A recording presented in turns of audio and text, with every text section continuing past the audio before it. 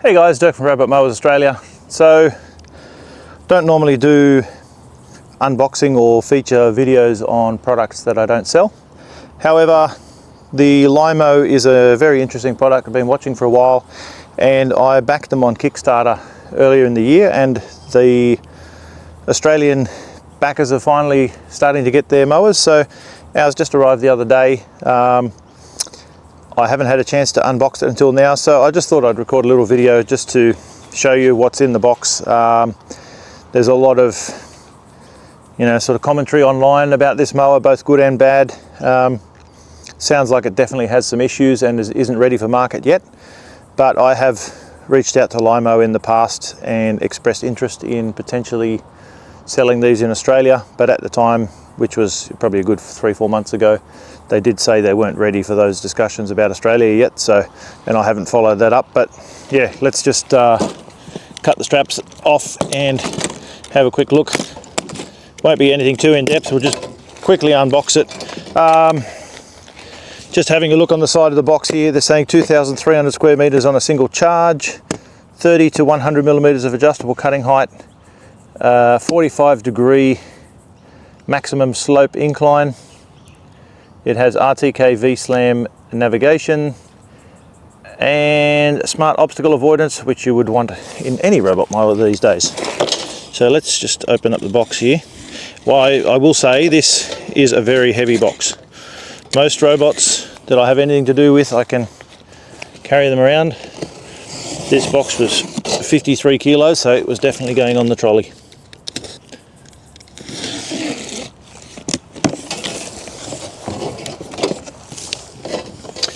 Alright, drop the knife out of the way and we'll have a look.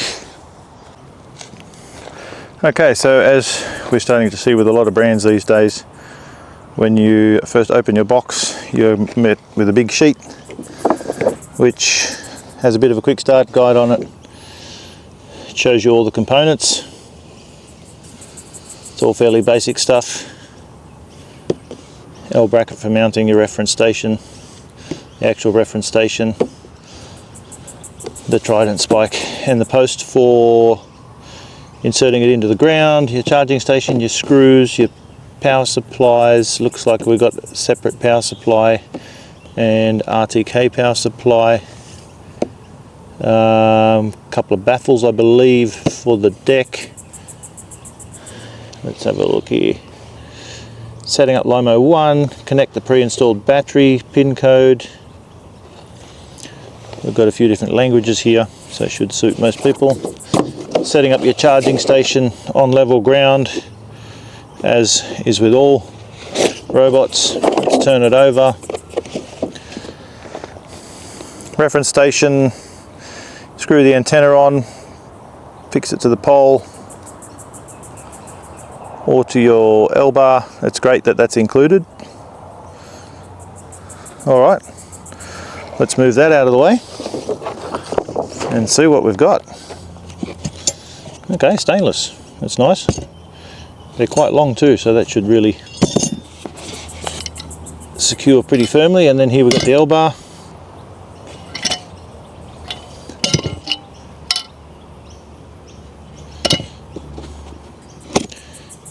The antenna, little bag of screws or dynabolts for fixing into a wall. Here is the actual reference station. Okay, that's quite small. Smaller than what you would expect on a big mower, but that doesn't mean anything.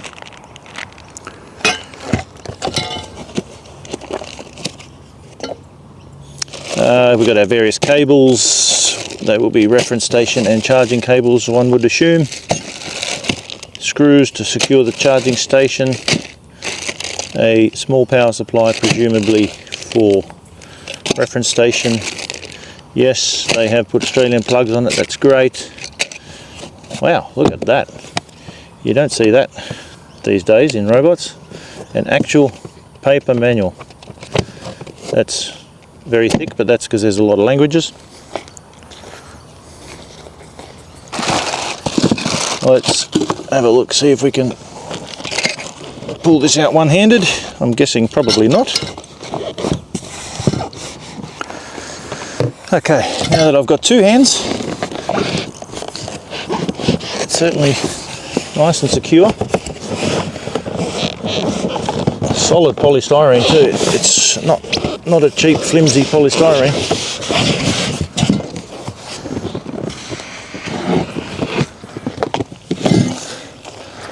And there we have our mower. You know when you get a new car and you get that nice new car smell? Well, when you open this, you get a nice rubber smell from these rubber tracks. There's a bit of protection here between the deck and the charging station. That's good.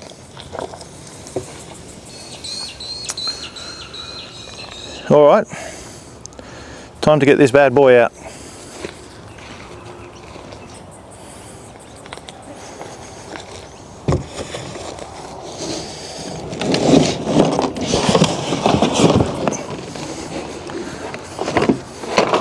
There it is. So there has been a lot of discussion on blades, whether they're sharp or not. These are reasonably sharp. I'd be happy with those. In terms of some of the other issues that I've seen with screws coming out, I can see that they've already put a sealant over the screws on the inside of the drive wheels, drive motors. So there shouldn't be any issues with that. So far looking good, and it looks like they are definitely picking up and improving the product based on user feedback so far. Let's get this out of the way. That's a solid unit. I'll drag this out of the way and get the charging station out. Okay, we do have the power supply for the charger in the foam under the mower.